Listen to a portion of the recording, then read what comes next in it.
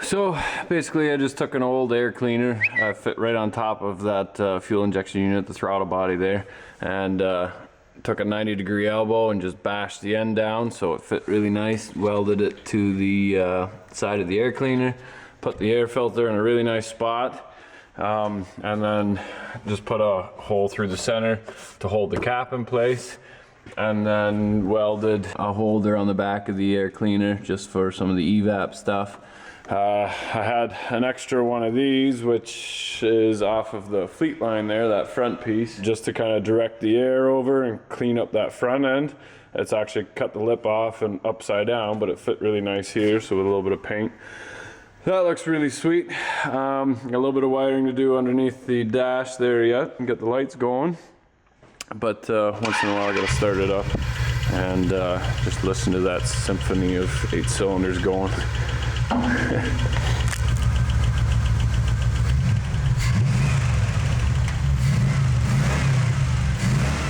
So when I hook up my battery on Studebaker, my headlights won't shut off.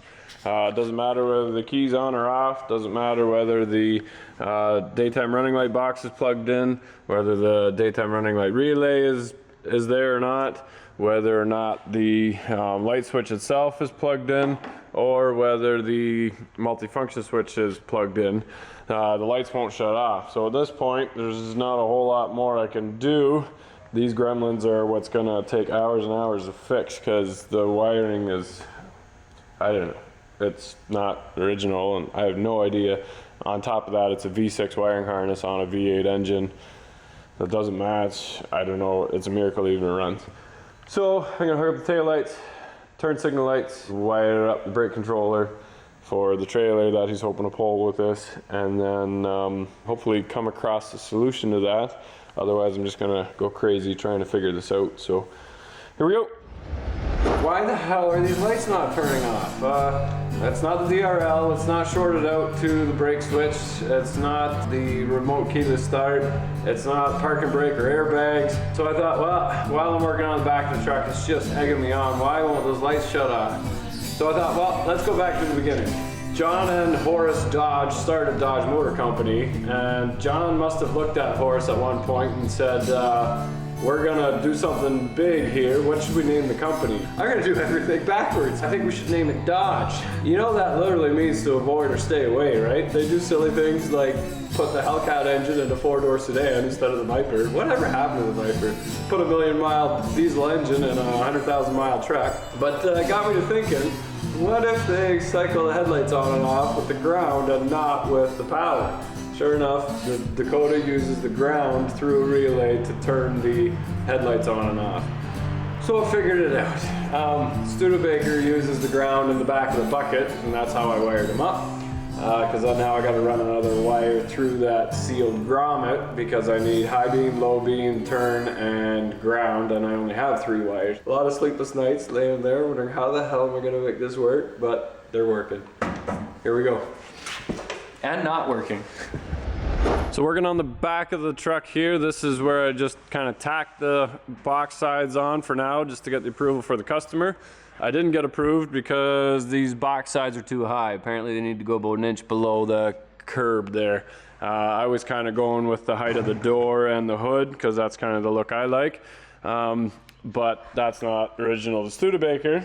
Neither is a 360 Magnum, but hey, we're gonna make the outside look like a Studebaker. I also tried to convince him to put a nice wooden box, wooden deck on the bottom here, and he said no, Studebakers never came with wood, so we're gonna put the original floor, bed floor, on top of the Dakota one so that our mounts and everything still work. And we're gonna drop the sides down and then lift up on the bottom of the box. He doesn't really expect to put a whole lot in the back, but he's gonna have a false bottom underneath where he can can keep his booster cables, his tetanus shot, and his auto club card. The tail lights originally were these round ones. We're gonna take an LED bar and stick it down the back and then cover it with rusty mesh steel. There was a big debate on how to do the tail lights. This really isn't gonna cut it. We're gonna cut it back a little bit. These inserts here that kind of stiffen the box. This one's pretty rough at the back, and so is the other one. So they're going in the very front, and the ones that were in the front, we're gonna come in the back so that it's nice and neat to work with. We're gonna put a trailer hitch on it and a trailer plug and a brake controller. He has a catering business, and we'll be pulling his catering trailer with this thing once in a while. Might even cater the Boss Garage open house, so we'll see about that. I guess I either have to drop the tank or pull the box off. I think I'm going to pull the box off. There's not a whole lot to it, and weld it outside, just because of fire hazards. Fire extinguisher isn't going to cut a fuel tank explosion. So yeah, here we go. So we got all the hinges and door handles working nicely. I got my gap sort of pretty good for an old rusty Studebaker. Doors open nicely. Here's my parking brake handle. I had to make a little bracket here. I still got to put a grommet in the back, but I had to change the angle of the cable. So it's connected to a plate on the side of the handle with an alternator pulley and just a little shaft I had to spin up. But that should work nice for a parking brake handle. See if we can do some nice slides. The box, we figured out the right size for it. Cut it back. Then I did leave the backs in the back, the front pieces in the front, just because it had the brackets already welded for the tailgate. So the box is pretty rotten actually underneath here. I got to put a little bit of filler in there yet, but I just bent plate up and plug welded everything so that it's nice and solid now. But the other plate is going to go on top yet and hide everything. This is what the old box looked like. Little sketchy. So he rides motorcycles, so I'm going to build a ramp for him right in the middle underneath, so it'll be completely hidden. You drop the tailgate down, pull out the ramp, and then drive the bike on top.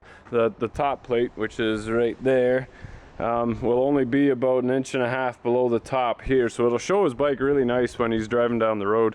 And then it'll be a clean look, so we can put all his stuff underneath and then have a really nice clean bed yet for when he gets pulled over. Just about to put it back on. I gotta do a little bit of welding. I don't want to weld anywhere close to the fuel tank, but the filler neck is going to come up through the bottom of the box here and then stick in between the two levels with a flap that I'm just going to push on it on a hinge system that he can open the flap on the top level to open the fuel cap and fill the tank through the top there.